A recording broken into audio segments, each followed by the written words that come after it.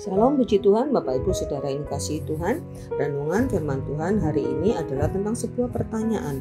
Jemu berdoa? Sepertinya setiap kita pernah mengalami jemu atau bosan berdoa. Alasannya mungkin karena sepertinya sia-sia doa kita. Tidak ada jawaban dari Tuhan atau Tuhan tidak peduli.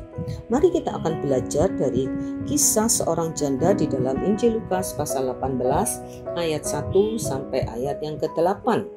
Yesus mengatakan suatu perumpamaan kepada mereka untuk menegaskan bahwa mereka harus selalu berdoa dengan tidak jemu-jemu. Katanya, dalam sebuah kota ada seorang hakim yang tidak takut akan Allah dan tidak menghormati seorang pun. Dan di kota itu ada seorang janda yang selalu datang kepada hakim itu dan berkata, "Belalah hakku terhadap lawanku."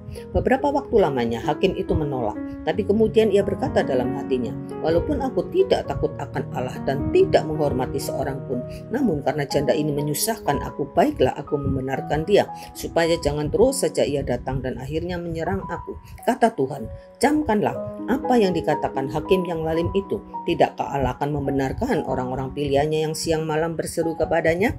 Dan adakah ia mengulur-ulur waktu sebelum menolong mereka? Aku berkata kepadamu, ia akan segera membenarkan mereka. Akan tetapi jika anak manusia itu datang, adakah ia mendapati iman di bumi ini?" Dalam kisah perumpamaan ini diceritakan ada seorang hakim yang tidak takut akan Allah dan tidak menghormati siapapun. Betapa jahatnya ya hakim ini. Namun seorang hakim yang seperti ini dipakai oleh Yesus untuk mengajarkan kepada kita tentang ketekunan berdoa, yaitu berdoa dengan tidak jemu-jemu. Seperti tertulis di dalam ayat 1 tadi, jelas Yesus mengatakan bahwa perumpamaan itu adalah untuk mengajarkan bahwa kita harus selalu berdoa dengan tidak jemu-jemu.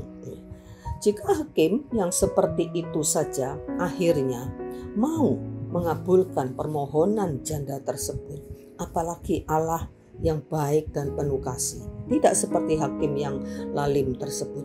Dia pasti bertindak pada waktunya Tuhan, bukan waktu kita.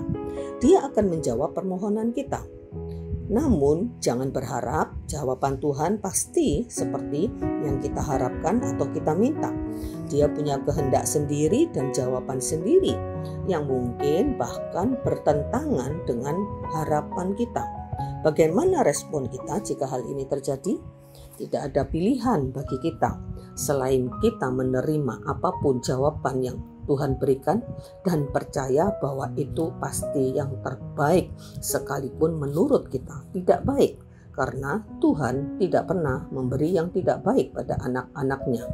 Untuk itu kita harus bersabar menantikan ending dari semuanya yang Tuhan lakukan untuk kita. Dan pasti endingnya adalah hal yang baik. Waktunya kapan? Ada dalam otoritas Tuhan. Yang pasti Tuhan tidak pernah terlambat dan tidak pernah terlalu cepat. Jadi apapun yang sedang kita pergumulkan, kita doakan, mungkin sudah lama, sudah bertahun-tahun, tetaplah berdoa. Dan jangan pernah jemu atau bosan untuk berdoa.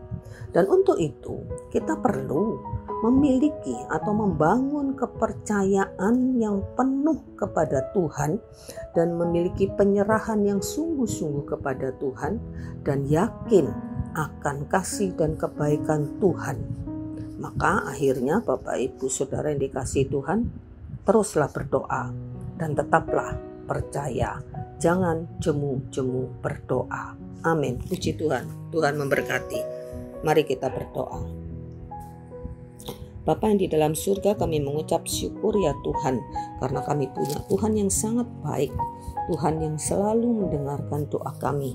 Tolong kami ya Tuhan untuk selalu bersabar menanti jawaban Tuhan, dan kami tidak menjadi jemu-jemu untuk berdoa, dan kami tetap kuat di dalam penantian kami, tetap sabar dan ketekunan kami ya Tuhan, dan kami boleh percaya bahwa pada akhirnya Tuhan memberikan yang terbaik untuk kami. Terima kasih Tuhan Yesus.